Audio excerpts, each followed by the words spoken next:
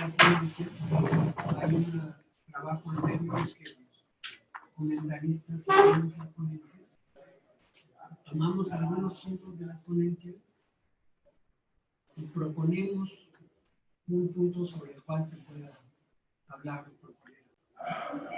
En general, primero me gustaría presentar a los ponentes, los voy a presentar rápidamente después.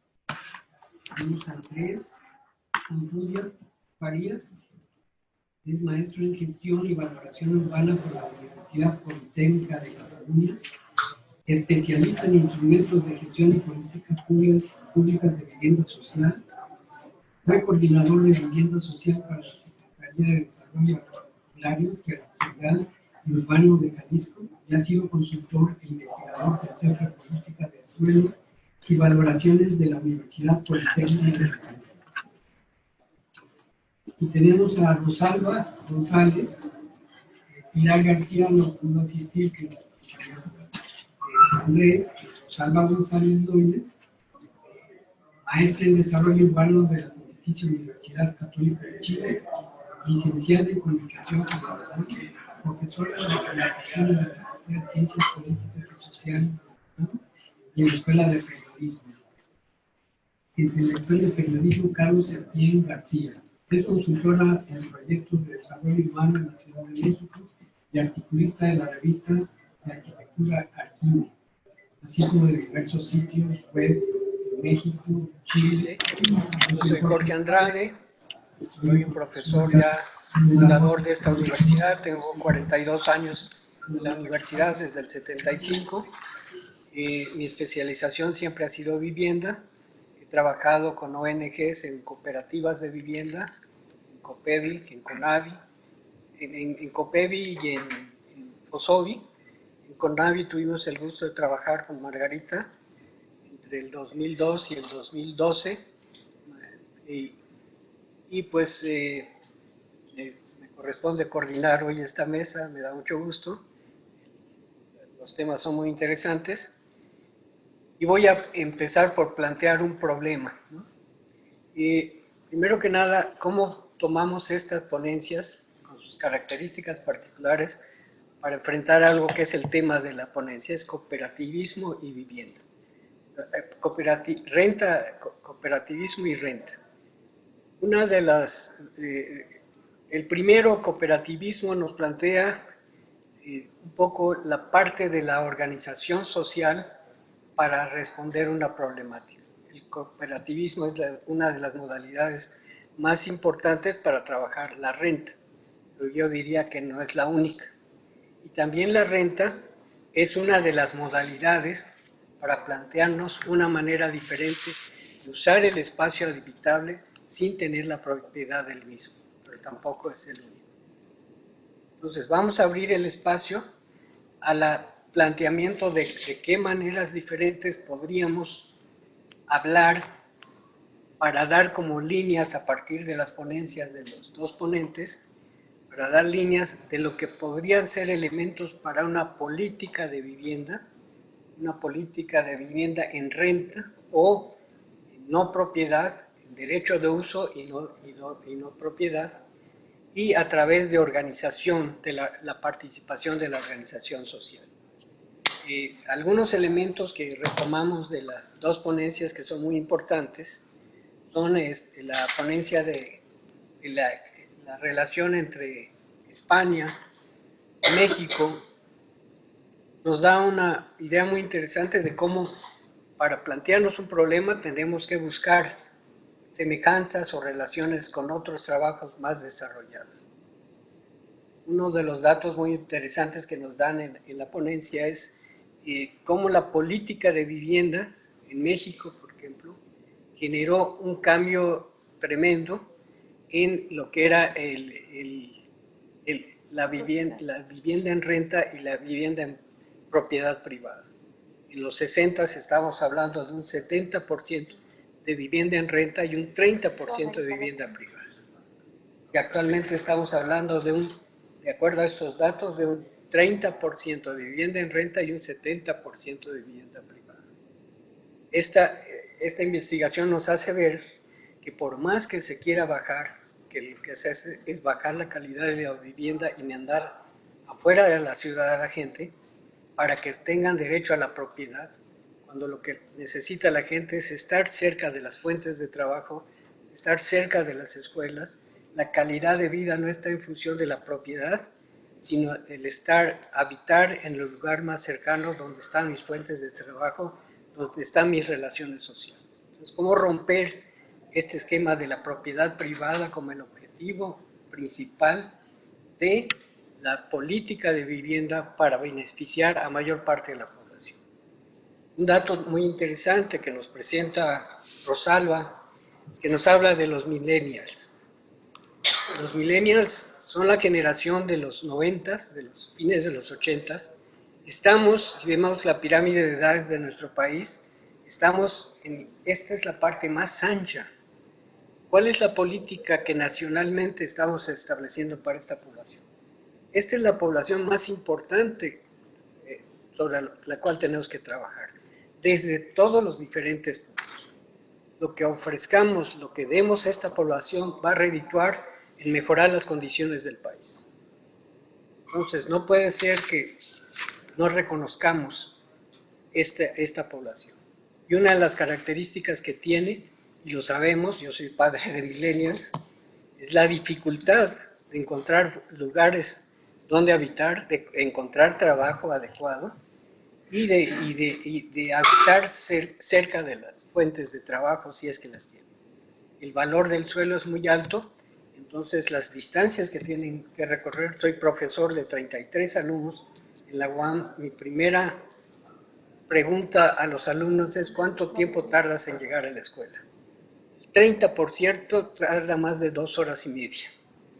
El otro 30% está entre hora y media. Y el otro 30% está abajo. Yo creo que tendría que ser inverso, o todavía mucho menos. Estamos sacrificando a nuestros jóvenes, bajando la calidad de su formación, quitándole derecho a esparcimiento, a relajamiento en función de distancias muy largas, de costos muy altos, que sustituyen a veces la alimentación básica. Tenemos población pobre, de bajos recursos en las universidades públicas, no hay una política de espacio habitable para los millennials. ¿Cómo nos planteamos esto? Es una población móvil, no se va a quedar, pero necesitamos espacios habitables alrededor de las universidades.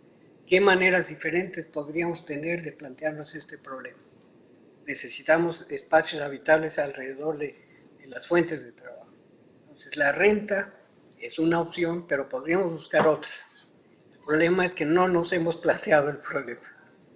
Entonces, ahorita yo pienso que a partir de estas dos ponencias, que son muy interesantes, y lo que ustedes digan, empecemos a dar ideas, no de datos, que ya podría haber muchos datos, sino hacia dónde podríamos empezar a apuntar para hablar de una política de vivienda, de renta de vivienda o de vivienda, derecho al uso de la vivienda, pero no a la propiedad de la vivienda, para abrir espacios.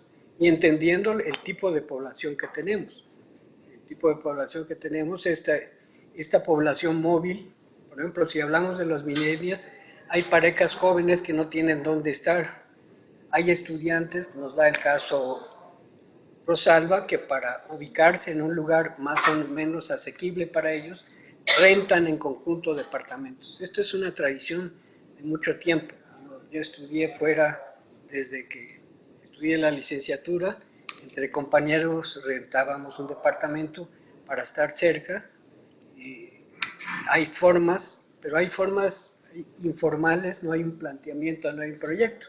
Cuando tenemos universidades de muy alto nivel, que lo primero que se tiene, uno le mandan al departamento de housing y le dan recomendaciones de dónde puede estar. Y en función de sus recursos uno busca un lugar, pero un lugar que le permite estar cerca de la universidad. ¿Cómo abrir el proyecto? No es un proyecto desde la cúpula, sino las diferentes problemáticas que nos plantean y cómo actuar, pero con una visión integral. Las diferentes necesidades de la población. Actualmente hay mucha más movilidad que anteriormente. todo este movimiento campo-ciudad, ciudad a ciudades más grandes, hacia otros lugares, las fronteras, todos estos lugares donde pasan este gran movimiento que está empezando, yo diría que empezando. Espero que no sea lo que hemos visto en África. Hay una documentación muy impactante de Salgado, una película, La sal de la tierra, donde vemos migraciones tremendas de África hacia Europa, ¿no? Causadas por esta situación de desequilibrio, de explotación, y que los que generan esto no reconocen esto, sino al contrario, cierran sus cuentas.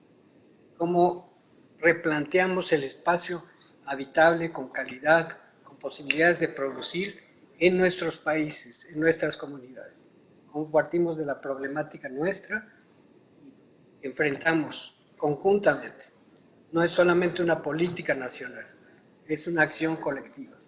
Es por eso el trabajo de la gente es muy importante. A partir de eso, me gustaría que ustedes empezaran a dar planteamientos. Tenemos 10 minutos cada uno.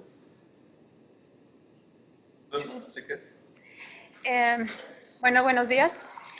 Bueno, muchas gracias por la invitación. Además de la oportunidad de estar aquí y de todo lo que hemos escuchado, que además las ponencias anteriores, por ejemplo la de Trivelli o el lunes de Pedro Abramo, han dado mucha luz sobre lo que vamos a abordar el día de hoy. Bueno, quiero pasar rápidamente, ¿puedes pasar a la siguiente? Sí. Estos son datos sobre temas sobre vivienda, ¿no? Acá el uso de suelo urbano, el 70% es vivienda y el 30% son todos los otros usos, ¿no? Eso es importante un poco para reconocer la problemática para la planificación urbana y el reto al que se enfrenta la organización justamente de este fenómeno en lo urbano. La siguiente, por favor. Otro dato que también comentamos hace un momento, sobre que el mundo es básicamente de propietarios, ¿no? Si vamos a este dato a América Latina, que también tiene que ver con las políticas públicas que se dan desde los 60s, en el caso de México también con dos fenómenos, parecido también a Perú, con el de la entrega de vivienda en propiedad en periferia, o la legalización de las zonas, de las tomas, para ofrecer vivienda en propiedad. Bueno, provoca que el mundo, o bueno, en este caso la región, sea de propietarios, ¿no? Ahí, la siguiente, tenemos el dato un poco, la que sigue, por favor. Una comparativa con esos países que siempre nos gusta compararnos, como Suiza, Dinamarca, donde las tasas de arrendamiento son mucho mayores al de los propietarios. Bueno, en Suiza la mayor parte de la población vive en alguna forma de arrendamiento. En el caso de América Latina no es así, y bueno, el único caso que además es interesante, no puedo ahondar en él, es el caso de Colombia, ¿no? Pero la media para América Latina es más o menos el 18%, en el caso de México está un poquito abajo de ese rango, el 18% de los hogares vive en formas de arrendamiento y el resto en propiedad. La siguiente, por favor. Pero si tomamos el dato ya con lupa, en el caso específico de la Ciudad de México, esos datos se invierten, ¿no? Teníamos el 18% de arrendamiento para todo México. Ya cuando nos vamos a datos específicos de arrendamiento, en el caso de la Ciudad de México, tenemos que en el caso de, por ejemplo, la Benito Juárez, que es la línea rosa, la línea rosita, ya tenemos tasas de arrendamiento del 38-39%, ¿no? Ese dato, digamos, ya ha sido estudiado por el Banco Interamericano de Desarrollo, nos habla de las zonas más urbanas y las zonas más céntricas tienden a tener mayor tasa de arrendamiento, ¿no?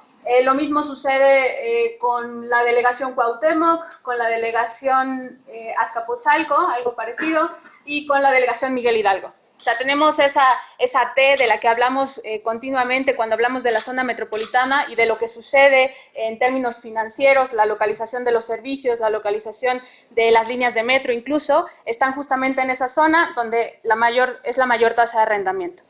La que sigue, por favor. ¿Otra más? No, ¿te regresas? Ahí se perdió. Aquí estaba el plano de la Ciudad de México. Bueno, vamos a imaginárnoslo porque... Tengo que adivinar. Ajá, sí. Pero bueno, arriba tenemos el norte y abajo el sur, el oriente, poniente. Y estos son los costos promedio de arrendamiento en esa zona que vimos. O sea, es decir, hay una mayor cantidad de población en algunos datos habitando en esa zona de la ciudad.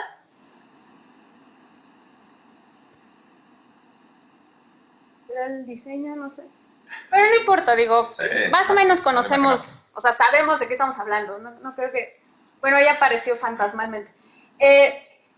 Lo interesante aquí es ver los costos, ¿no? Este es el costo promedio, según datos del portal propiedades.com, más o menos 33,000 pesos, arrendar un departamento en la delegación Miguel Hidalgo, ¿no? Ahora sí obviamente hay que agarrar con pincitas el dato, porque en la Miguel Hidalgo, la vivienda promedio, el departamento promedio es de 150 metros cuadrados. Es casi el doble de lo que se oferta en las otras delegaciones y por eso también la disparidad quizá en el costo. Pero bueno, esta es oferta. En el caso de los 17,000 es para la delegación Cuauhtémoc. En el caso de los 15,750 es para la delegación Benito Juárez y 16,450 para Coyoacán, un poco más al sur, ¿no? El promedio de oferta para la Ciudad de México es de 20,000. Digamos, o sea, pensando en este fenómeno y en lo que les comentaba hace un momento sobre mayor gente habitando en renta, queda un poco la duda de, ¿hay tanta gente ganando 60,000 pesos mensuales en esa zona? ¿Podemos ir a la siguiente, por favor? Aquí esta tabla tampoco se alcanza a ver bien, es los ingresos trimestrales por delegación. Según esta tabla, los ingresos declarados en 2015 para el intercensal del INEGI, solo un porcentaje de la población podría pagar en este rango, que es el que proponen, de solo el 30% de los ingresos para arrendamiento, solo un porcentaje podría pagar habitar en la Miguel Hidalgo, habitar en la Cuauhtémoc, que es la última raya. Obviamente en la Miguel Hidalgo hay mayores ingresos, pero acuérdense que la Miguel Hidalgo es la más cara. Otro porcentaje, vamos a Coyoacán también. O sea, hay una población que está o gastando más en el arrendamiento o algo está pasando con el tema de los ingresos y los costos que está utilizando para arrendar ahí. La siguiente, por favor. Entonces, si comparamos estos ingresos, el costo de arrendamiento en zonas centrales, un porcentaje de la población no podría pagar la renta y en varios hogares superaría el 30%. ¿No? O sea, hay una, digamos, como, en términos de datos, como que no cuadra, ¿no? Como que o están gastando de más o qué está pasando ahí. Porque la demanda en la zona se mantiene, incluso ha aumentado, ¿no? La que sigue, por favor. Y aquí viene el fenómeno de subarrendamiento, ¿no? Esto que no es nada nuevo, esto de compartir departamento para habitar, no es nada nuevo, es algo que lleva pasando desde hace, sobre todo con los estudiantes, con gente joven. Lo que pasa es que en el nuevo modelo, digamos, donde ha aumentado el trabajo informal para los jóvenes recién egresados, ya no estamos como en esta dinámica que a los veintitantos se casan y necesitan un trabajo fijo para que su esposa o su esposo tenga seguro, para que los niños estén atendidos, etcétera. Esas dinámicas están cambiando, ¿no? Y eso también precariza el tema de los ingresos. Los ingresos ya no son sólidos, ya no son continuos, sino que tienen que ajustarse al sistema. Y de alguna manera la vivienda en arrendamiento, en subarrendamiento, voy al tema, llega a subsanar justamente estas faltas o estas diferencias sobre cómo eran los ingresos y cómo eran las composiciones familiares anteriormente. Aparecen estos esquemas que permiten a perfiles distintos a los que está originalmente dirigido la oferta en renta, o sea, porque la oferta en renta, de hecho, el tamaño de la vivienda está dirigida para familias nucleares, papá, mamá, un hijo, 2 hijos, pero de forma interesante, la demografía en esas zonas centrales ya cada vez es menos así, ¿no? O sea, son jóvenes, parejas que no necesitan 2 habitaciones en un departamento, sino una, y ¿qué hacen con la otra? Bueno, pues la subarriendan. Para poder subsanar esos 15,000 pesos mensuales para vivir en la Benito Juárez, se renta de manera formal y luego viene el proceso de subarrendamiento. Y ese proceso de subarrendamiento en muchos sentidos es informal. Me meto a una página, meto mis datos y me contacto con un fulano que no conozco, que nunca he visto en mi vida y que en el mejor de los casos es amigo de un amigo de Facebook, me llama, dice que está interesado en el cuarto que yo subarriendo sin necesariamente tener el permiso del propietario. Eso es muy importante, ¿no? Porque, digamos, estos contratos de subarrendamiento son de palabra en muchos sentidos. Y ahorita voy a hablar como de las problemáticas justamente de eso. Todos estos, y hay muchos más, Dada Room, Comparto Depa, Roomgo, si yo me meto a Google a buscar cuartos en arrendamiento, cuartos en renta en Ciudad de México, van a aparecer un montón de páginas, de grupos de Facebook que han facilitado justamente este fenómeno. La siguiente, por favor. Entonces, digamos, tiene un aspecto positivo el fenómeno de subarrendamiento, porque permite a perfiles que no están, para los que no están dirigidos la oferta de vivienda, acceder a vivienda bien localizada. Generalmente a un sobrecosto, no necesariamente asequible, ¿no? Hay cuartos que se rentan en la Miguel Hidalgo que pueden costar 10,000 pesos, cuartos, solo cuartos. Entonces, con eso yo me rento casi una casa, bueno, una casa no, pero un departamento bastante grande en Iztapalapa, departamento completo, ¿no? Entonces, un poco reconocer que no es asequible la oferta que se ofrece, pero sí es asequible para esas personas que tienen 8,000, 9,000 pesos y que quieren vivir en las zonas centrales, pues van a este sistema informal de subarrendamiento, de compartir departamento, ¿no? Esa parte es positiva. Pues, bueno, permiten el acceso a vivienda bien ubicada, a perfiles. La que sigue, por favor, esto que les comentaba ahora. Pero entonces se da una paradoja, porque aunque a mediano plazo ofrece alternativas de vivienda para clases medias, de ingresos irregulares, porque como esto no es formal, es generalmente palabra, en el mejor de los casos hay un papelito que nadie conoce más que el subarrendador y el arrendador,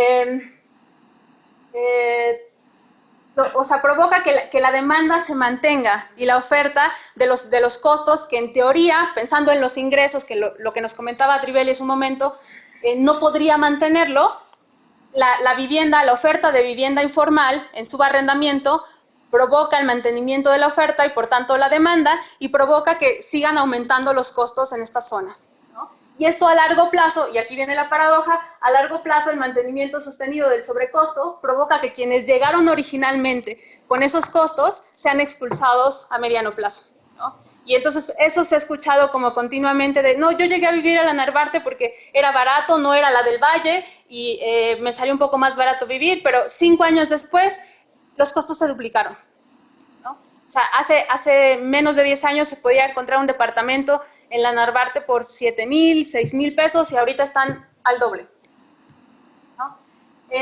La que sigue, por favor.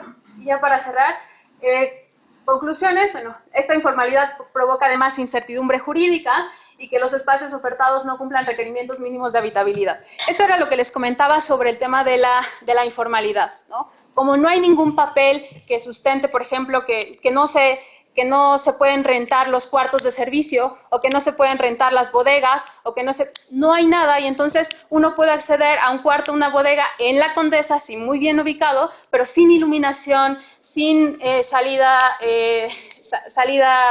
única o bueno, todos estos problemas de habitabilidad que se llevan a cabo justamente por este fenómeno de la informalidad, ¿no? La que sigue, por favor.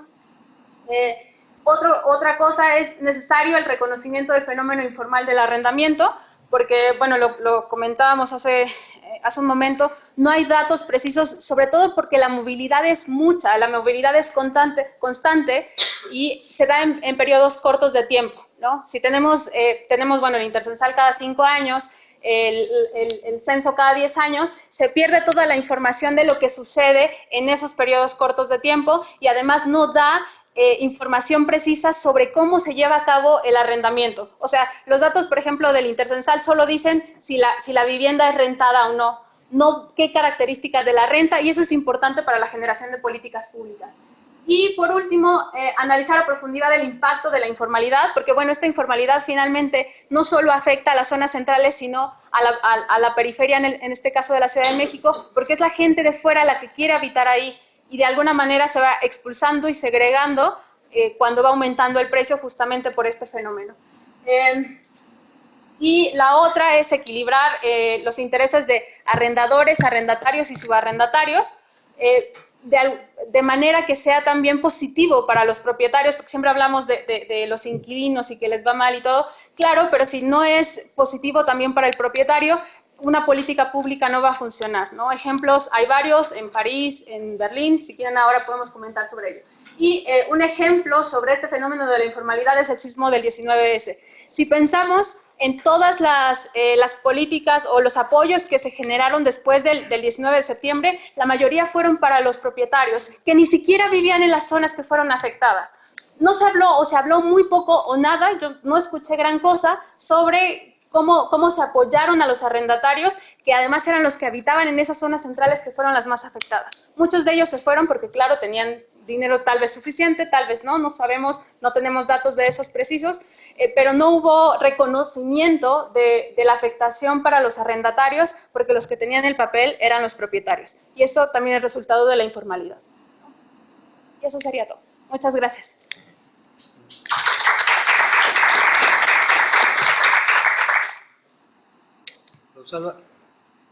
Nos falta uno de los ponentes, entonces yo creo que te pondrías de 3-4 minutos si quieres después, para a partir de eso, como por dónde empezaría tus propuestas, ¿no?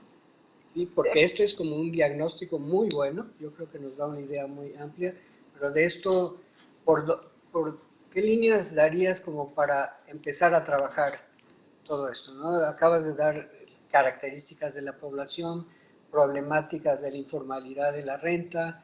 ¿Qué elementos son importantes para tomar en cuenta una política, una estrategia de vivienda en renta a nivel nacional? Sí, creo que, bueno, aquí voy a ser como un poco de abogado del diablo, porque generalmente yo soy promotora de la vivienda en renta, ¿no? Un poco también en el esquema de lo que ha hecho la propietarización en las políticas públicas, no solo para México, sino para gran parte de América Latina.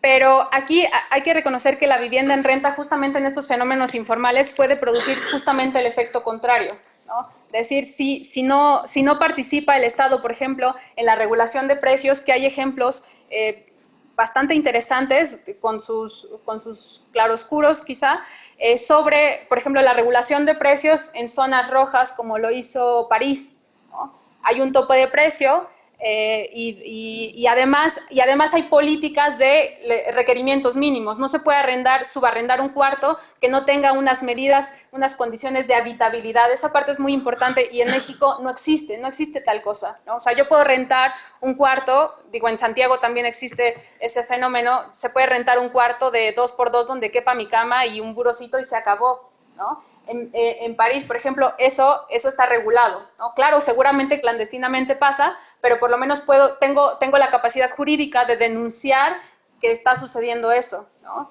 Hace poco me contaban justamente de un fenómeno parecido en La Condesa, donde querían arrendarle un cuarto a un compañero por 4,000 pesos, que no tenía luz, o sea, la iluminación, era un pasillo con cuartos alrededor y un baño compartido para 5 personas. ¿No? Entonces, justamente, quiero iniciar justamente con el tema de no promover el sin tener estos criterios de habitabilidad mínimos para poder seguirle ofreciendo calidad de vida. O sea, la ubicación, claro que es importante, digo, vivir en las zonas centrales, vivir a 2 cuadras del metro es un lujo en esta ciudad, pero también son las condiciones en las que habito en mi vivienda, ¿no? Yo creo que partiría un poco por ahí, por ahora, ¿no? Gracias. Muchas gracias. Andrés, vamos a primero los ponentes y después tenemos 20 minutos para preguntas de todos, ¿sí? De acuerdo al programa que me dieron. Entonces nada más quiero llevarlo para que podamos. Dale. Bueno, nosotros el estudio que hicimos partimos primero de generar analizamos como una similitud en la orientación política habitacional entre lo que se ha hecho en España y lo que se ha hecho en México, y a partir de ahí nos fuimos a analizar dos municipios, el municipio de Barcelona contra el municipio de Guadalajara. Gran contraste, sin embargo encontramos cosas bien interesantes, ¿no? Entonces, lo primero, pues que actualmente el modelo habitacional utilizado en ambos países está resolviendo una demanda parcial, ¿no? Está resolviendo solo a las, digamos que a las personas que pueden tener una capacidad de compra, llamémoslo así, o una capacidad crediticia, ¿no? Y ha sesgado el acceso a la población más desfavorecida socioeconómicamente. Además, el distanciamiento entre los salarios y los costes de la vivienda, que cada vez son mayores, está generando pues un alto índice de personas que no están, digamos que accediendo de forma asequible a la vivienda, ¿no? Entonces, de ahí entra mucho el tema de la... bueno, me voy a parar porque no veo muy bien. Entra mucho el tema del alquiler, ¿no? Entonces, si analizamos el caso específico en Guadalajara, por ejemplo, los datos del censo de 1960 nos arroja que en Guadalajara el 70% de las personas alquilaban. Si nos vamos a datos históricos un poco más atrás, refleja que andábamos entre el 80 y el 90% de las personas alquilaban. Entonces, a partir del 60 se viene en picada, obviamente pues viene de un tema histórico, que viene de un tema pues de la Guerra Fría, tema comunismo, etcétera, que no me voy a meter ahorita en eso. Sin embargo, viene de un tema de una política ideológica a nivel mundial y de los apoyos que se empiezan a dar en tema de la propiedad. ¿Por qué el tema de la propiedad? Porque la propiedad privada se identificó como un control social, ¿no? Entonces, en esos momentos, pues a los gobiernos, a la política, le interesaba pues controlar a las masas y controlar a la gente, entonces querían pues su vivienda para que pudieran adquirir un crédito y pudieran trabajar y no podían ir a las marchas y no se podían quejar, etcétera, ¿no? Entonces, a partir de 1990 y principalmente a partir del 2000 al 2015 en Guadalajara se ve un factor interesante. ¿Por qué? Porque ya hay un pico de incremento en alquiler sin que nadie lo incentive. Nadie, ningún político, ninguna política habitacional, nada, sin hacer nada, se dio este pico, que va muy encaminado a lo que nos platicó Rosalba y a esta nueva dinámica de las nuevas, pues las nuevas generaciones, pues que están interesadas en alquiler, ¿no? Entonces, ahorita en Guadalajara el 33% alquila, que es un porcentaje relativamente muy decente, sin embargo, pues considero que podríamos mejorar, ¿no? Aquí, por ejemplo, estos son el financiamiento público en temas de vivienda. Aquí estos datos, a partir del 2013, pues algún político algo dice, no, pues se invirtió en el 2015 el máximo, se financió la vivienda en Guadalajara como nunca. Sin embargo, este dato es engañoso. ¿Por qué? Porque a partir del 2013 se mete en el dato la Comisión Nacional de Banca y Valores. O sea, se mete la banca privada y pues dice, no, pues sí, qué padre, pues obviamente le metió todo el banco privado, pues ahí está el super pico, ¿no? Entonces, estos datos pues son engañosos. ¿Dale? Entonces, aquí lo que sí nos interesa, dale mejor, es ver con ese financiamiento qué tipo de vivienda se está haciendo en Guadalajara, ¿no? Que es importante, ¿por qué? Porque es a qué población está atendiendo y cuál es pues a la que se debería de atender, ¿no? Entonces nos encontramos que para vivienda tipo económica, que es menor de 281,000 pesos, solo se apoya con el 0.1% de la inversión, o sea, pues nada, ¿no? Digo, yo ahí le regalé una casita para completar el gráfico, pero ni siquiera la cumple, ¿no? La puerta la cumple, ¿no? Entonces, ¿qué significa esto? Que obviamente en Guadalajara como municipio, pues esta vivienda no se está construyendo porque pues por temas de precios de suelo, por temas de que no les interesa generarla y pues la están echando a la periferia, ¿no? Si alguien conoce la zona metropolitana de Guadalajara, pues prácticamente toda esta vivienda económica se está desarrollando en Tlajomulco y en Tonalá, ¿no? Entonces, ya nos empieza a hablar un poco pues hacia dónde van las preferencias del financiamiento público, ¿no? Hacia un tema de una vivienda de tipo tradicional, que es a partir de 600,000, o una de tipo residencial, que esta pues es la más atractiva para los desarrolladores, que es el 25% para arriba, ¿no? ¿Vale? Entonces, bueno, no voy a clavar, son análisis de precios de mercado, lo cual, ¿vale? Nos va a dar, por ejemplo, aquí una buena, según datos de creo que del ENOE, el 31.6% de Guadalajara recibe menos de 4,800 869 pesos. Entonces, esto nos va a empezar a dar un parámetro para poder cuadrarlo contra los precios de la vivienda y pues ver cuánta población pues puede acceder de forma asequible a la vivienda, ¿no? Dale. Una menos, perdón. Entonces, bueno, en un proceso de adquirir la vivienda, estamos hablando, en resumidas cuentas, que el 31.6% de la población, ojo, ahí el dato que nos da el ENOE es por población, no por hogar. Digamos que esto, digamos, si nos fuéramos así muy teórico, pues sí tendría que ser por hogar, pero bueno, se está calculando por persona, ¿no? Que puede ser un porcentaje menos si lo calculábamos por hogar. Sin embargo, nos da en que el 31.6% de las personas en Guadalajara no pueden acceder de forma asequible a comprar una vivienda, ¿no? Entonces, ya nos empieza a sesgar pues esa población y aunado a que el 65% de la población de Guadalajara no puede acceder de forma asequible a alquilar. Obviamente este estudio de mercado es un estudio que se realiza, digamos que en estudio que le llaman de mercado formal, que está en plataformas web, etcétera, que obviamente pues tiende a ser pues las viviendas más caras que pueden acceder a agentes inmobiliarios y que las suben, etcétera, y que puede, digamos que ser poco más bajo en la realidad si mapeas los precios reales, ¿no? Sin embargo, nos empieza a dar un parámetro, ¿no? Entonces, para mí esta es una gráfica, pues, poco impactante. ¿Por qué? Porque el 31.6% de la población de Guadalajara que recibe menos de 5,000 pesos al mes, ellos, el tipo de vivienda a la que pueden acceder sería del tipo económica. Sin embargo, pues, solo se hace el 0.1% del financiamiento. Entonces, pues, hay una disociación y una brecha, pues muy grande, ¿no? Obviamente en este sector de la población pues hay mucho más oferta porque es la que más utilidad les deja al desarrollador y porque en el municipio central de Guadalajara pues es más caro acceder al suelo, ¿no? Entonces de aquí partimos a irnos a Barcelona.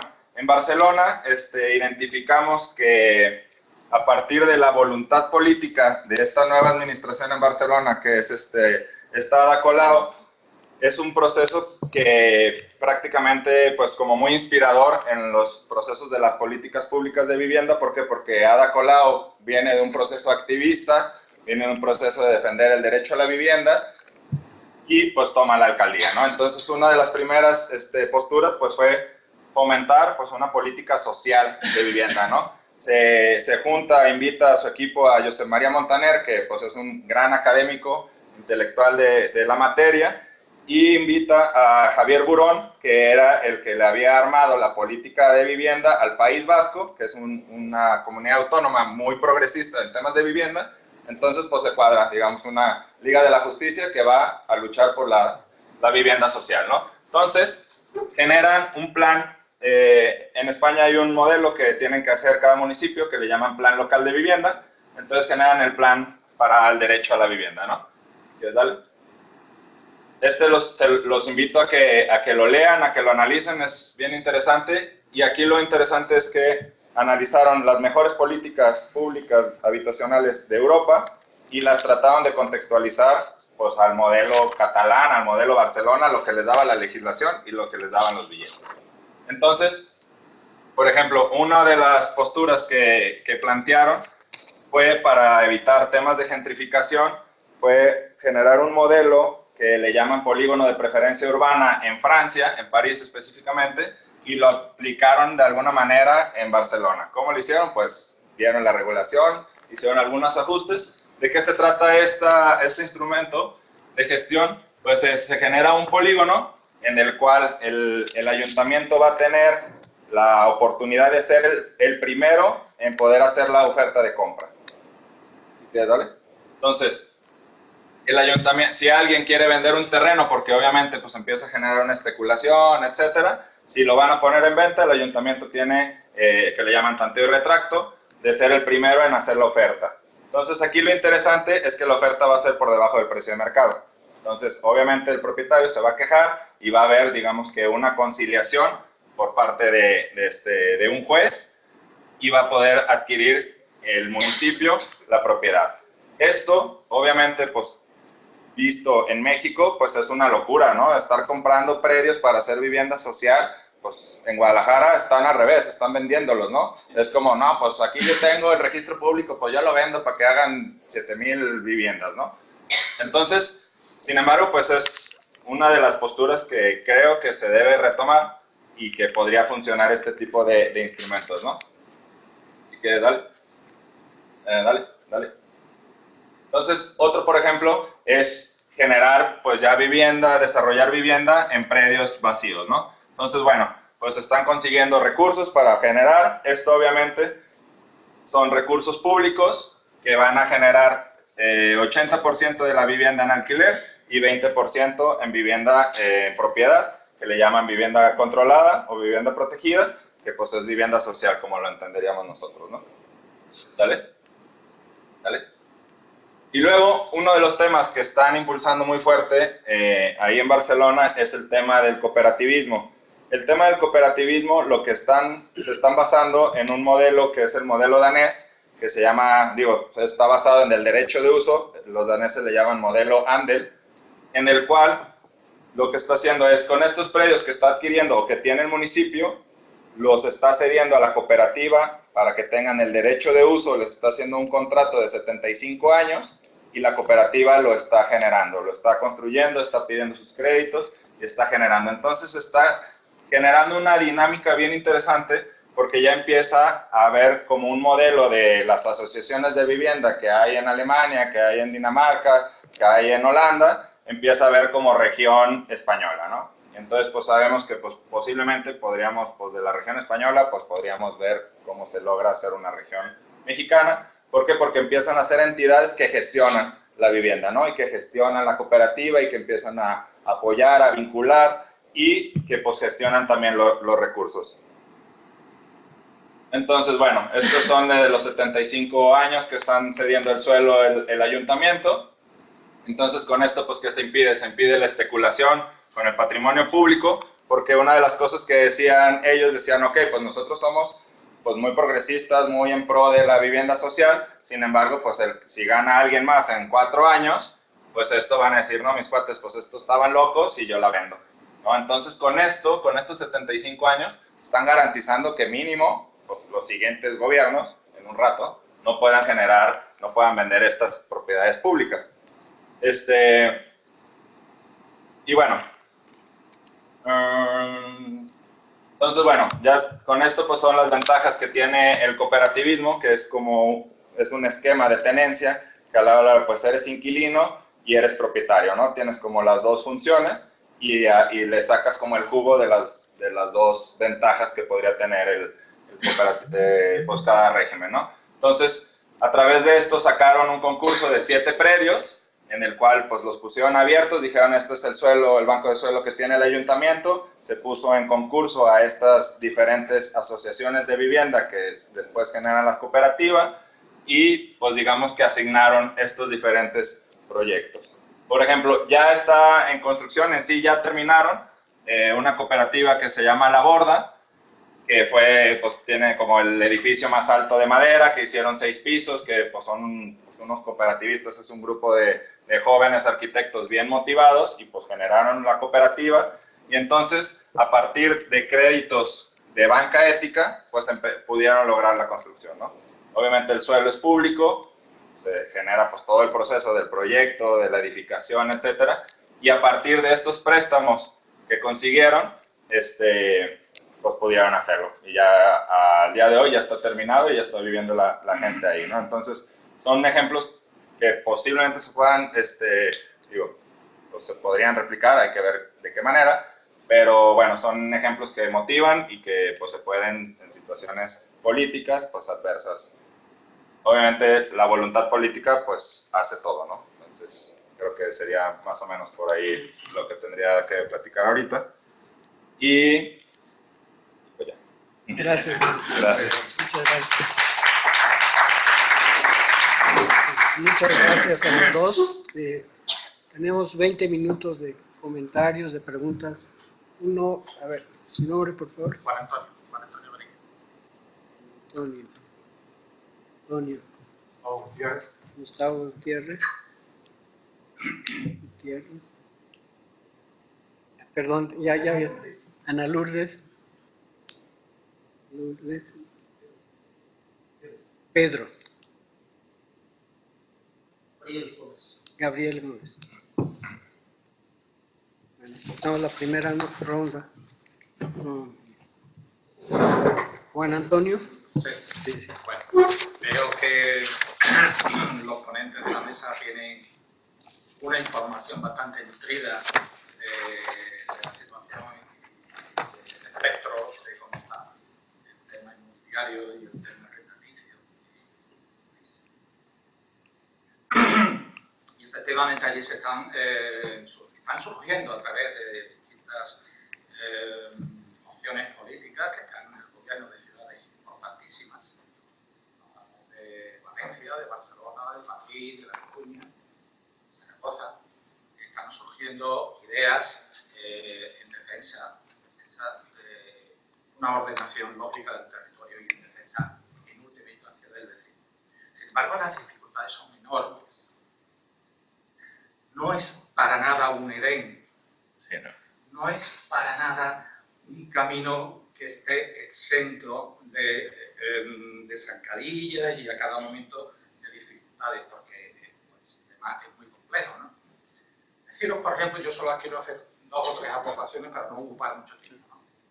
Deciros, por ejemplo, de que una de las principales medidas que se tomó en el Ayuntamiento de Barcelona, comandado por Ada Colau, con su gran alcalde, que es Carlos Pissarello, era plantear una moratoria para los apartamentos en determinadas zonas de la ciudad. Esa moratoria está recurrida. En Madrid, si nos trasladamos a Madrid, pues Carmena, en el mismo orden de ideas, plantea que no se permite, a través de una ordenanza que emana del Parlamento de la Ciudad de Madrid, de su asamblea, plantea que para determinadas zonas de la ciudad no hay moratoria, sino que está definitivamente de forma indefinida. Pero inmediatamente nos encontramos con posiciones que están en la otra parte de los intereses inmobiliarios y de los intereses económicos. Al punto que un organismo de una importancia crucial en nuestro país, que se llama la Comisión Nacional de Mercado de la Competencia y del Mercado, que además es una correa de transmisión de muchos de los predicados políticos y económicos de la Comisión Europea, a quien debemos una cuota parte de soberanía, pues hizo un dictamen directamente contra la disposición de la Asamblea de Madrid y lo recurrió a los tribunales, porque consideró que los apartamentos turísticos dinamizan la economía, dan oportunidades para que se incrementen las rentas de las personas que habitan en sus propiedades y considera que no hay un daño específico a la población ni a la vecindad. Por último, quiero deciros que en la ciudad de la que yo procedo, Sevilla, mientras que los vecinos de las comunidades, que no solamente son de escasas rentas, sino de rentas medias, nos vemos, vivimos en zonas centrales, muy centrales, nos vemos también con el acoso de la gentrificación por motivos turísticos y otras variantes. Cuando nos reunimos entre nosotros para ver cómo nos defendemos, nos encontramos con una ley de la propiedad horizontal de hace 45 años que nos exige unanimidad para modificar los estatutos de la comunidad en el uso de la vivienda. Ahora con el nuevo gobierno que tenemos, parece ser que se está planteando la modificación parcial de la ley de propiedad horizontal para colocar una mayoría cualificada y no la unanimidad. Por último, deciros, Sevilla es una ciudad que se está gentrificando a una velocidad de progresión geométrica. En el mes de abril del año que viene se produce la Cumbre Internacional de la Industria del Turismo en Sevilla. Y una organización, a la que yo pertenezco, que se llama, un nombre bastante, podríamos decir, autóctono de México, Cactus, Colectivo Asamblea contra la Juristización de Sevilla, estamos organizando una contraasamblea o una contracumbre. A ver qué suerte tenemos. Quería dejar esa aportación. Gracias. Gracias. Gustavo. 4 cosas muy puntuales. Primero, 87% del financiamiento en México va al 25% de la población. Y ese incluye, para todo el esfuerzo ahorita sociedad hipotecaria, para apartamentos en renta, pero para una clase, vamos, de millennials, con ingresos de colectivos de 60,000 pesos para renta. Entonces, por lo de las propuestas. Segundo, un motor importante en todo es el empleo. Y lo que señalaban ustedes, y 70% de la población gana menos de 3 salarios mínimos. Entonces, ¿cómo producir espacios, no solamente vivienda o apartamentos, sino posibilidades de renta?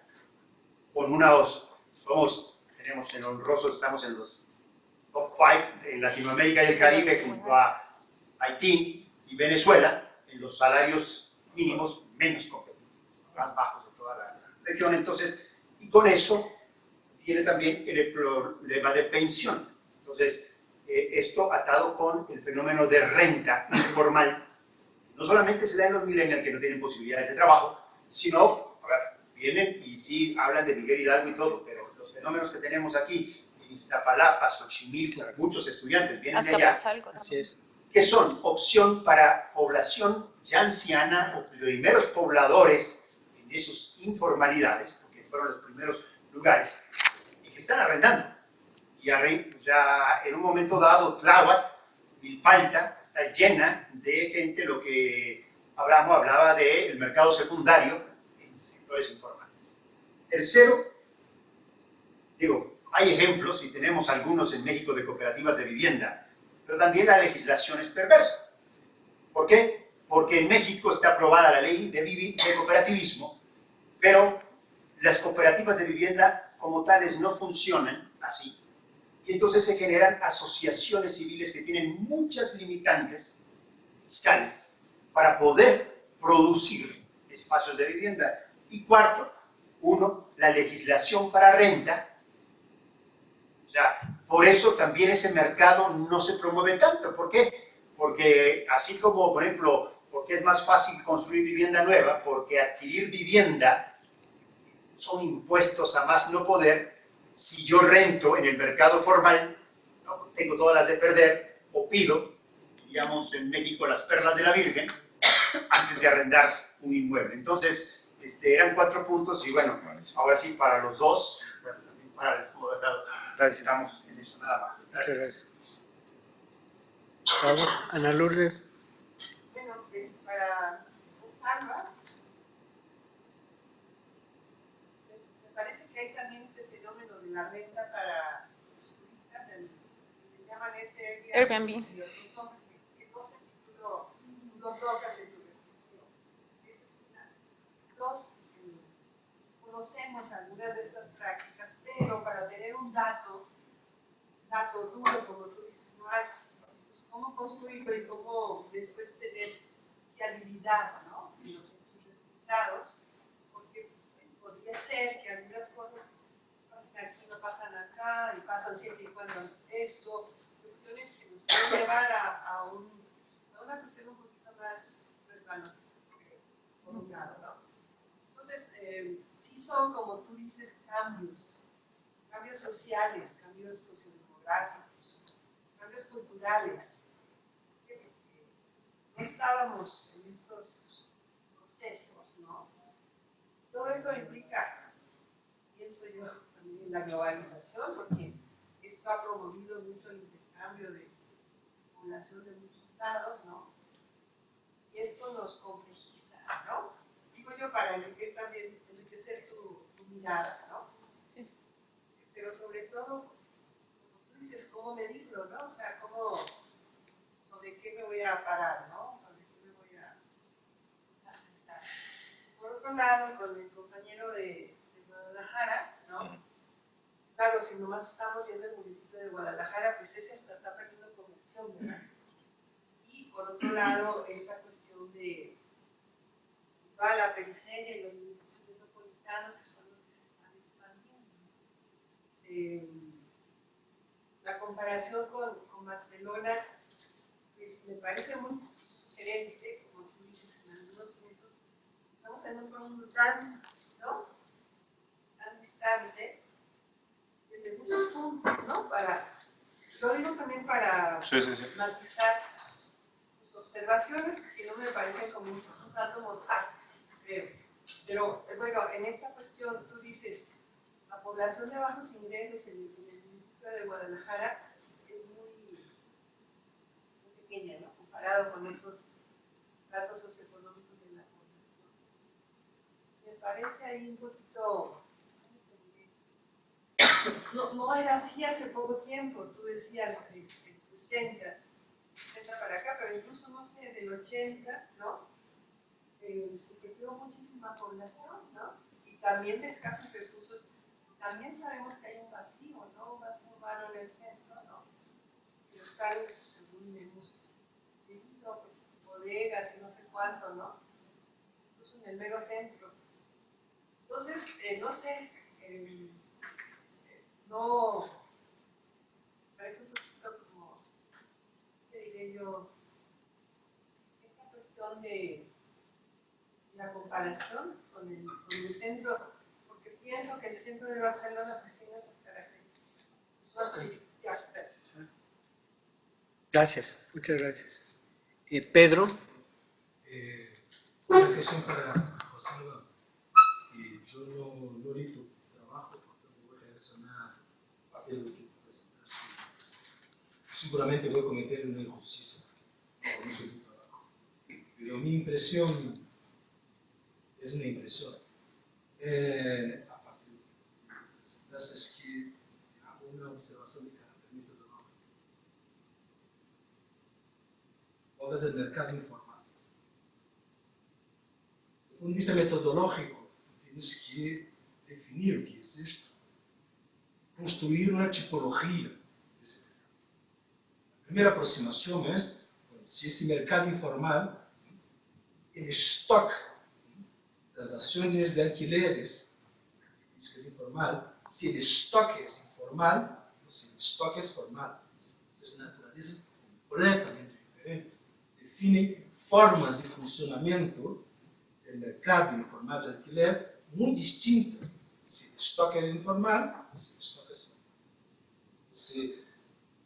Partiendo del presupuesto que tú no estás interesado en estudios del stock informal, solamente el stock formal, aún así es necesario construir una taxonomía, una clasificación de un conjunto de submercados de alquileres informal en el stock formal. Porque lo que tú decías de este grupo es un submercado muy particular. Yo puedo decir, hay pelo menos más 4 o 5 otros submercados que funcionan con dinámicas completamente distintas. Un mercado importante es el mercado B&B. Barcelona y varias ciudades europeas intentan regular. Y muchas de ellas regulan, y en esta regulación se produce una informalidad a partir de la regulación del Estado. Barcelona, Javi Morón es un amigo personal, bueno, esa es la cuestión. París la misma cosa. Bilbao, que está súper regulado, solamente el primer piso puede entrar en el mercado de B&B, bueno, hay informalidad. Entonces, otra cosa, ¿no? El mercado de alquiler informal, para los que en España llaman piso-pateras en España son migrantes sin papeles que alquilan en grupo de forma informal. No tiene nada que ver con el mercado de los milenios. Entonces, yo estoy diciendo de forma anecdótica que hay un conjunto de submercados para que tú tengas posibilidad de decir algo que sea más general, porque existen muchas cosas como si fuesen generales para ese mercado. partir de una experiencia que es muy particular. Sí. Atención, porque desde el punto de vista metodológico no es correcto. Pero lo más importante no es un preciosismo metodológico. Lo que tú dices, tú tienes tú, pero si puede generar expectativas de políticas urbanas. Ahí sí es importante. Ahí es claro. Puedes formular una política de, por ejemplo, regulación del mercado informal a partir de un caso muy particular que son los milenios, que produce, primero que excluye un conjunto de otras situaciones y, más importante, produce efectos secundarios que pueden ser muy perversos. Lo que te digo es, atención, más rigor, perdona si estoy un poco profesoral, pero el rigor es importante no por un criterio académico, pero un criterio político. Ese mercado que tú dices está clivado de estratificación social. Si está clivado de estratificación social, ele opera processos que produzem desigualdades socioespaciais. Ele é importante. Ele é um mecanismo de produção da desigualdade. Portanto, rigor al mirar. Segunda observação, e aí contigo, vou ser rápido porque não quero contigo, em relação a Barcelona, outra vez o mercado de alquileres, claro, porque Barcelona, e aí a discussão de articular mercado de suelo imobiliário a uma economia de turismo, não somente uma economia de turismo temporário, que é Airbnb, etc. Tal, mas também uma cidade que absorve residências secundárias de não nacionais. Uma parte importante do estoque imobiliário de Barcelona tem como proprietários não nacionais, ingleses, nórdicos, etc. Tal, que ocupam uma parte do tempo e outra parte do tempo, do ponto de vista estatístico, está vazio. Do ponto de vista efetivo, não está vazio. Entram no mercado de forma informal. Bueno, e Javi está tentando medir isso com o consumo de energia, etc. Mas aí é objeto também de normatização. Por que é tão importante normatizar esse mercado? Porque é hoje esse mercado de alquiler que pressiona os preços do suelo para arriba. El presionar el precio del suelo para arriba en una ciudad que no tiene suelo, es otra característica de Barcelona, no tiene suelo. Entonces, lo que tú presentaste, las políticas de AD, etc. Tal, bueno, como planteamiento de principios es muy importante. Pero después, para operacionalizar esto, no tienes suelo. O si tú tienes prioridad de compra, ese suelo está muy caro por la presión de un mercado de alquileres. E o caso que tu disse são 25, que é um caso bonito, etc. Tal, cooperativa, são 25 vivendas. Isso é importante como piloto, mas isso não é política pública. Pública no sentido de escala. Sobretudo, ADA, que vem no movimento popular, enfim. E o estoque de vivenda social pública para alquiler Barcelona é praticamente, estatisticamente, digamos, irrelevante. E não pode produzir esse estoque, porque não tem suelo. Tampouco comprar esse suelo, que é muito caro. Esse é o drama da política de viviendas de dados. Eu o que quero então dizer é tu cobrar menos de apresentação do caso de Barcelona. Digamos, eles mesmos vivem hoje uma situação muito mais difícil, conflitiva, do que tu apresentaste. Tenemos a Gabriel. Sí, gracias. Un tema, en verdad, muy espinoso, siempre de gentrificación. No sé por qué aquí en nuestro país es más espinoso. Quienes mencionan el caso de Barcelona, bueno, una ciudad graves, graves casos de gentrificación, algunos otros lugares, incluso en América Latina. Ahora pareciera todavía que la gentrificación, más de uno de los casos es un zorro. ¿Por qué? Pues por el costo social que implica. Finalmente, muchas veces meternos a abordar estos temas, pues sí, tenemos el problema de los datos, como bien lo han mencionado. Desgraciadamente, tenemos que caer en estudios de caso que a lo mejor no nos permiten generalizar, pero sí nos permiten comparar situaciones con lo que está sucediendo en otros lados. Pues hablaríamos un poco más de estudios más cualitativos. Pero finalmente, hacia lo que Rosalba presentaba, ¿no? Este caso de un mercado que es formal, pero termina convirtiéndose en informal, este subarrendamiento. Es como dijiste bien, Santiago, ¿no? Es una industria para todos los que van, no solo de turismo, sino estudiar. Ya lo mencionaste.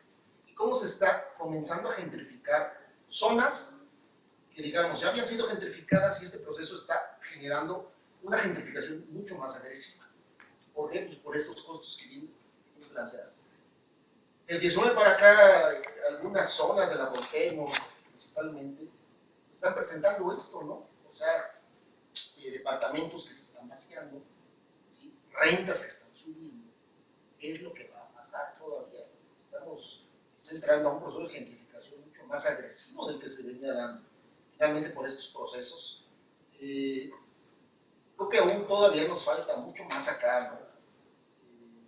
Abordar el fenómeno de la gentrificación.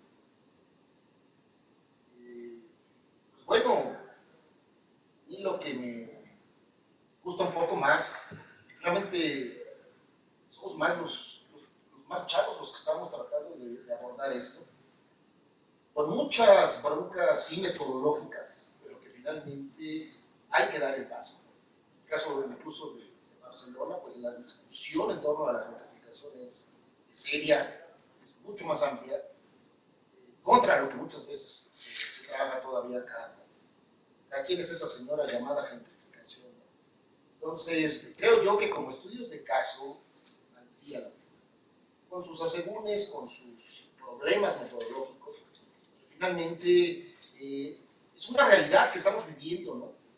Y es algo de lo que trataba de presentar ayer, también este proceso, ¿no? De reconstrucción, y lo que va a pasar, digamos, con los efectos, nuevos fenómenos de gentrificación.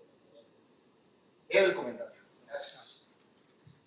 Bien, son las 12:15, se supone que terminaríamos, vamos a darle unos 10 minutos más, empezamos muy tarde. A mí me gustaría que, si pueden resumir algo en relación a los comentarios. Sí.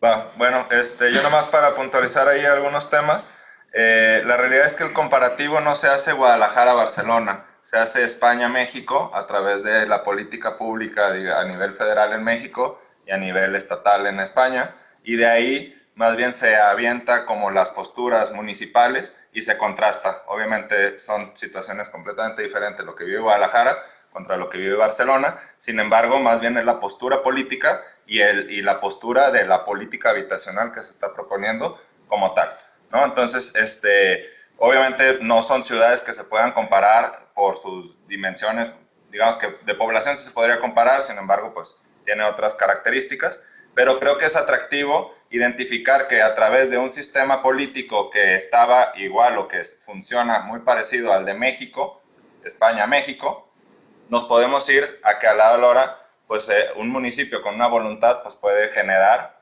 una luz en el camino, amigos.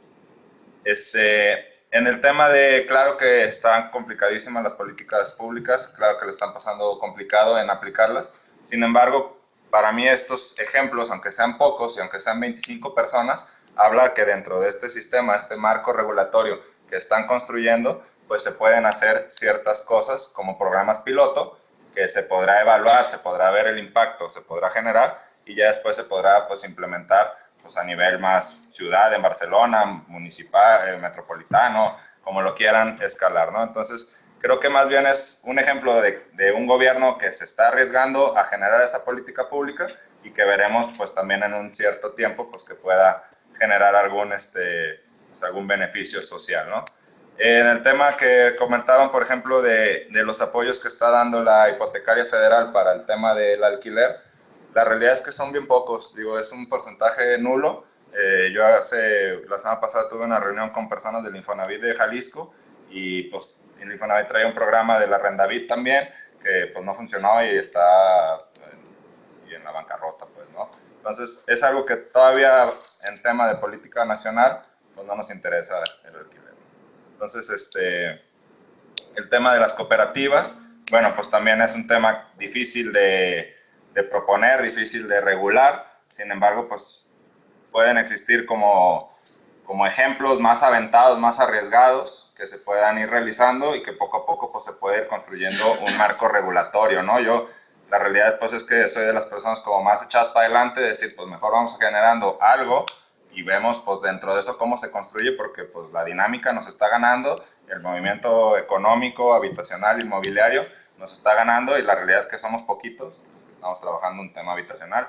Y bueno, pues somos una sala como de 50 personas, que somos poquitos para generar una política, ¿no? Entonces, yo siento que pues hay que arriesgarnos, hay que ver, obviamente hay que enfocarnos en buscar la regulación de los precios, hay que enfocarnos en la modificación del Código Civil. ¿Por qué? Pues porque pues que sea un plazo de 1 año de alquiler, pues no es suficiente, necesitamos más tiempo, necesitamos generar incentivos de fomento para que genere y se desarrolle vivienda en alquiler, cómo se desarrollaba antes, ¿no? Por ejemplo, si vemos la política habitacional que mínimo había en Guadalajara a partir de 1920 a 1960, eran políticas que incentivaban al alquiler, ¿no? Entonces, creo que eso puede ser, pues, ya existieron esas políticas, simplemente pues se dejaron de usar. ¿Por qué? Porque se fomentó la propiedad privada, pues hay que voltear atrás, ver cómo funcionaban y ver cómo las podríamos contextualizar. Y bueno, lo de las cooperativas, pues simplemente en México pues se ve como algo bohemio, algo muy de ilusión, muy hippie, si lo quisiéramos ver de esa manera. Sí, de que nomás en Uruguay funciona, ¿no? Todo este tema. Entonces, sin embargo, bueno, pues creo que pues es momento de que pues podamos echar a andar algo que pueda ser también de una manera vista en los poderes socioeconómicos, pues no sé si atractivo o no, que puedan decir, ah, mira, pues está interesante ese modelo, pues hay que echarlo a andar, ¿no? Hay que, como en su momento la gentrificación nadie sabía qué es, pues ahorita ya más o menos sabe qué es, como en su momento la bicicleta, nadie le importaba la bicicleta, ahora ya le importa la bicicleta, pues hay que empezar a generar pues esos carriles para que empiece a generar masa y esa masa pues pueda empujar. Entonces, bueno, eso. Rápido, porque tengo muchos temas. Bueno, uno es el tema de equilibrar un poco los intereses de los propietarios. Hay varios ejemplos de regulación de la renta, sobre todo en zonas centrales, en Berlín, en París, y ha tenido problemas. O sea, tampoco ha sido como suave, como esta relación de el Estado tratar de normar el costo, el tope de precios. En el caso de París, o sea, justamente en el término de la propiedad, que nosotros tenemos un debate, bueno, tuvimos un debate con el tema de la plusvalía en la Constitución. Bueno, lo mismo los parisinos, muchos se ampararon y dijeron, pues es que son los derechos de propiedad y está en la Constitución, y entonces no puede venir nadie a normar el costo que yo pongo o impongo en zonas centrales. Pero por lo menos se reguló el tema de la habitabilidad, y entonces hay como requerimientos mínimos para poder arrendar una habitación en metros cuadrados, en iluminación, en ventilación, etcétera, que por lo menos dan, digamos, vistas a eso. Otro tema, sobre el tema de Airbnb, sí, digo, aquí no traje la lámina, pero bueno, justamente ese mismo triángulo de las políticas públicas, donde podemos ver Ecobici, por ejemplo, lo de las rentas, las líneas de metro, también está Airbnb, ¿no? Todavía no hay, y lo comentábamos antes de la plática, todavía no hay datos que den pistas sobre la relación del aumento del costo del precio de la renta con la introducción de Airbnb en el caso de la Ciudad de México, pero sí hay datos en Nueva York, en donde, porque Airbnb apareció primero en Estados Unidos, en donde hay evidencia, digamos, de que la llegada de Airbnb a esas zonas ha provocado sí expulsión y además el aumento del costo de la renta en las zonas, ¿no? Claro, es evidente que tiene que ver con el aumento, pero también con las condiciones de habitabilidad, que bueno, son los problemas que se ha debatido bastante más densamente en las ciudades europeas, sobre todo las zonas más turísticas. Sobre el tema de la metodología, muchas gracias por el comentario. Creo que tal vez no profundicé en la especificación, seguramente debe de haber varias imprecisiones en el tema, pero sí está en el documento el tema de esa clase, una clase media específica que es la que intenta habitar en esas zonas, ¿no? Y una clase media que además no tiene ingresos formales, ¿no? Esa parte es muy importante con el crecimiento de la informalidad también en el trabajo, ¿no? Es decir, pues yo trabajo con fulanito de tal y me paga sin que reciba, o sin que él reciba un recibo sobre mi trabajo, porque somos cuates, porque trabajamos en esta empresa que acabamos de crear, que no tiene nombre, que no está consolidada, o muchos son estudiantes, que los ingresos son de sus padres, y entonces, digamos, en esas condiciones son las que retomo justamente para los jóvenes, estudiantes. Digo, tal vez me falta como acreditar por ahí con más claridad el tema de quiénes estoy hablando cuando hablo de los millennials, porque evidentemente no son todos. Las clases más bajas no quieren llegar, o no, bueno, no es que no quieran, no están en condiciones de hacerlo, de habitar esas zonas centrales, pero de alguna manera de lo que hablo es que esta generación lo que provoca es comenzar a abrir como la burbuja inmobiliaria, ¿no? Y entonces ya no habito en la Narvarte, sino me voy a la Álamos, y luego la Álamos se hace cara y me voy del otro lado de Calzada de Tlalpan, y digamos, esas son como las condiciones en las que, o sea, de las que estoy hablando. Y por último, el fenómeno que comentaba, lo del tema del arrendamiento sobre la habitabilidad, ¿no? Que dije de manera somera hace un momento. Lo que sucedió, por ejemplo, en el 19S, que sí se comentó en algunos foros, que era lo que sucedía con la informalidad, con esta subinformalidad que está dentro de esquemas que pueden ser formales, pero al final, por ejemplo, los subarrendatarios no tienen una figura jurídica dentro del esquema. O sea, hay alguien que tiene un contrato, sí, formal, pero el otro no. Y entonces, cuando aparece, por ejemplo, sucedió mucho con el tema del 19S, de los vecinos que fueron expulsados y que perdieron parte de su patrimonio. Bueno, pues unos tenían derecho y otros no, ¿no? A pesar de que habitaban ahí, podían decir pues que mis cosas estaban ahí, pero jurídicamente no tienen ningún soporte, y eso es como problemático justamente para el tema del arrendamiento y subarrendamiento. Con eso cierro. Pues voy a concluir muy rápido, aunque es muy difícil para mí. Lo que vemos aquí es poco por debajo todo este mercado del suelo, mercado de la vivienda, contra una posible postura más social, más política de actuar, que a veces nos vamos con la idea de que es sencillo, que los programas son sencillos, pero toda la complejidad y las experiencias que vemos en España, en Barcelona, tienen mucho más por detrás, ¿no? Esta cuestión de la propiedad privada creo que es un punto clave, ¿no? Tenemos que romper ese esquema de la propiedad privada, hablar de espacios más de formas colectivas de apropiarse del espacio, de compartir el espacio, mejorar la calidad, reducir las distancias, y por encima de todo eso yo creo que lo primero es una actitud a nivel de gobierno de una política social que pueda abrirse hacia estudios mucho más completos de la problemática. No podemos ahorita dar lineamientos a partir de lo que sí, pero hay elementos muy importantes que hay que empezar a estudiar, que no estamos trabajando, que sí son los diferentes. El caso de los millennials es un hecho concreto y es de muchos años, el caso de ese subarrendamiento también, y tenemos muy poco conocimiento en todo eso. Entonces, la búsqueda de referentes, de investigaciones más profundas es muy importante, pero también las acciones concretas que hay que empezar a plantear para modificar esos esquemas. En general, les agradezco. Si hay algún comentario que alguien quiera hacer, bienvenido. Sin duda, el mercado inmobiliario es un ente que, como se decía el otro día, es un hoyo negro en donde está absorbiendo precisamente las acciones, y que es un sistema en el cual pues, genera estos impactos en una vivienda mucho más cara, mucho menos accesible. Sin embargo, yo quisiera que asociara precisamente esta zonificación de las zonas metropolitanas. ¿Por qué se incrementa tanto el costo de la vivienda en los centros? ¿Por qué? Y es muy sencillo, muy práctico. O sea, todos queremos estar en el centro, o la gran mayoría quiere estar en el centro, en zonas habitables, en zonas en donde el espacio público es mucho más amable.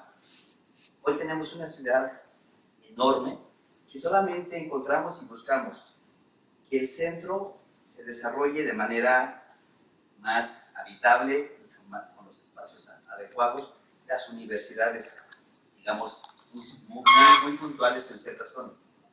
Creo que aquí, más allá de la política pública de regular y de incentivar precisamente el que se logren viviendas accesibles o asequibles, creo que tenemos un gran espacio donde se pueden desarrollar otros espacios para quitarle presión precisamente a lo que es el centro histórico de las colonias que presentaba esta Rosalba, en donde se desarrolle más ampliamente las ciudades policéntricas, donde encontremos, y decía ya Jorge en un principio, ¿por qué tengo que trasladarme desde Ecatepec hasta la ciudad universitaria? Porque no tengo un centro universitario cercano. Hoy se están implementando políticas públicas en ese sentido y no tengo un centro histórico o espacios culturales cerca de Ecatepec, de Cuautitlán. ¿Dónde los encuentro? Que vengo al centro. Todos esos aspectos, creo que más allá de encontrar y buscar que se den incentivos para este tipo de políticas públicas en el sentido de una vivienda asequible y con subvencionarlas a través del gobierno que nos llevan a créditos que no se pagan en el largo plazo. Y hoy los países que tienen viviendas en ese sentido, pues tienen deudas de 100, 150 veces el Producto Interno Bruto, que nos llevan precisamente a generar pues ese endeudamiento si haces políticas públicas. Siempre he dicho que llegar a resolver el problema a través de ciudades policéntricas, el trabajo, de educación, va a hacer que la gente acceda a la vivienda de mejor manera, sin una carga para el erario público ni para el resto de la sociedad. Fomentando espacios públicos, policéntricos, generando menos movilidad, sino acercar precisamente esas ciudades habitables, espacios públicos adecuados, universidades, centros de empleo adecuados y de consumo. Vamos a evitar muchas de las cosas que hoy están sucediendo en Ciudad de México. Más allá inclusive del propio transporte público, que va a ser es una necesidad fundamental en la Ciudad de México. Pero finalmente ese espacio y ese territorio lo debemos de administrar mucho mejor, de generar condiciones y ciudades policéntricas que nos permitan vivir mejor, quitarle presión al mercado, diversificar el mercado para que no haya ese tipo de vivienda donde una renta efectivamente con los ingresos que se tienen no se puede acceder, ¿no? Entonces sería que consideren esos elementos. Sí. Vamos a terminar porque, bueno, muchas gracias y perdón, podríamos seguir sobre esto, Gracias. pero hay programas.